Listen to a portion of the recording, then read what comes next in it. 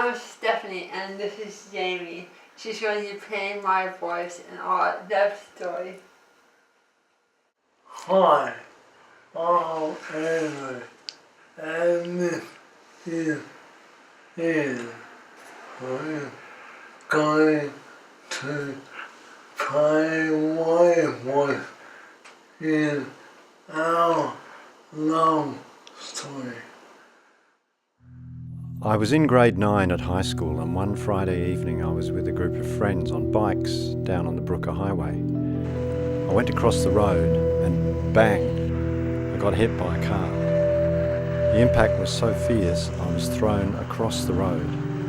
My shoes were blown off my feet and they found my glasses 100 metres down the road. I was in a coma in the intensive care unit for about 9 months. It was an icy, rainy day and I was on my way back to work when my Ford Ranger truck spun out on black ice and hit a bridge rail. I banged my forehead on the steering wheel very hard and then a car hit my truck from behind. The metal structure inside the passenger seat crushed and entered my skull. I was operated on and then put in ICU in a coma at a hospital in Corpus Christi, Texas.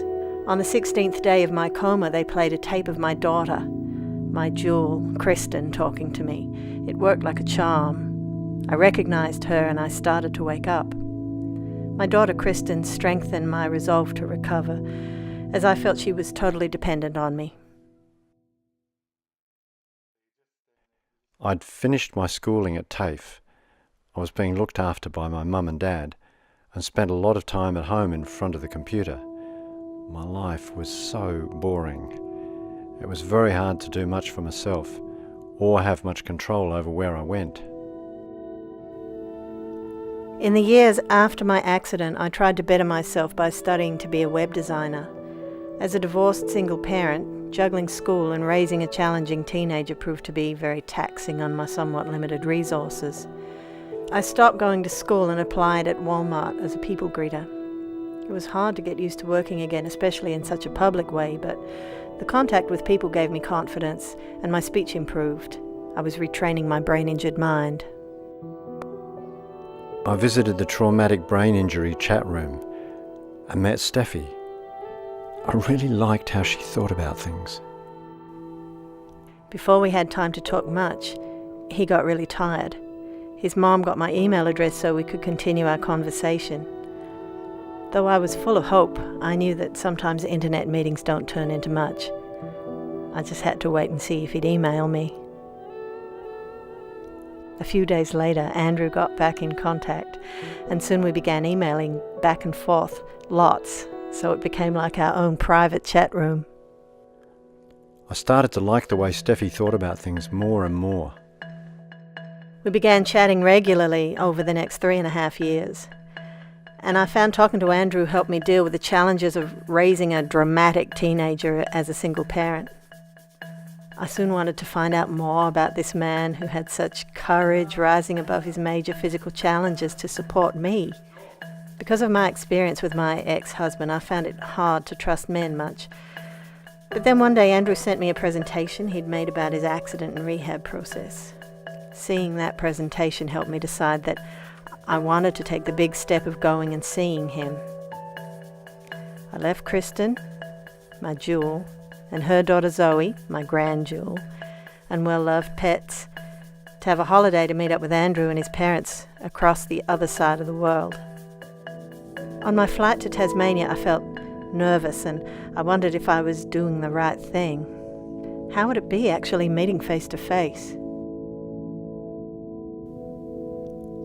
When we set eyes on each other, I had a feeling of comfortable ease. It was amazing how Andrew and me just clicked into being together.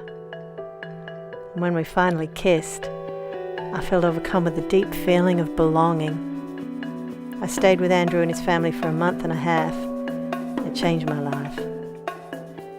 After returning to Texas and working back at Walmart for a month, it was clear to me that I really missed Andrew, and it was much more than just a shallow relationship. Then I asked Stephie for her hand. Stephie said, "Why do you want my hand? Haven't you got your own?" I said, I want your hand in marriage. I want to marry you. He asked me an email. Though I accepted his proposal, I wasn't sure our relationship would work. I'd have to live in a foreign country, far, far away from my daughter. It was a really hard decision. If I was going to do this, I had to get permission from Kristen. I asked her, can I move to Australia and marry this man? She knew that if she told me no, then I really would have stayed.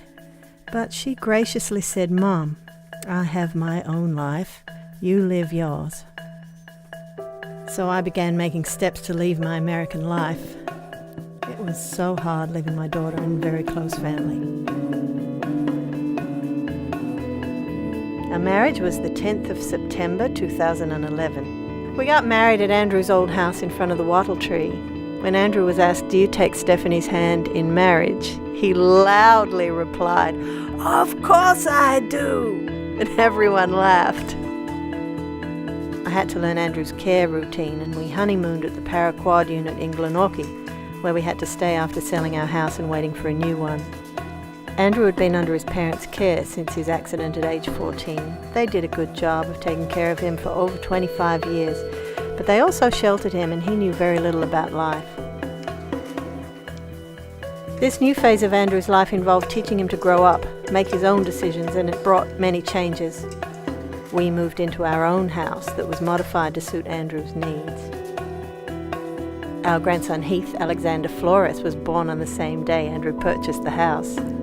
Barkey was added to our family on April the 24th, 2012.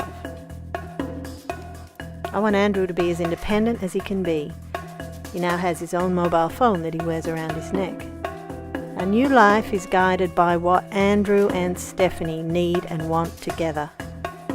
We share a deep understanding and decide things for ourselves. I am the luckiest man in the world to have a wife like Stephie. If I didn't have Andrew, I don't know what I'd do. It's a dream come true. I once gave Andrew a plaque that says, once you choose hope, anything is possible. Our chance meeting, falling deeply in love on the internet, me moving across the world and getting married, it proves anything is possible. Fresh starts can be made by anyone who has an open mind, courage, and hope for the future.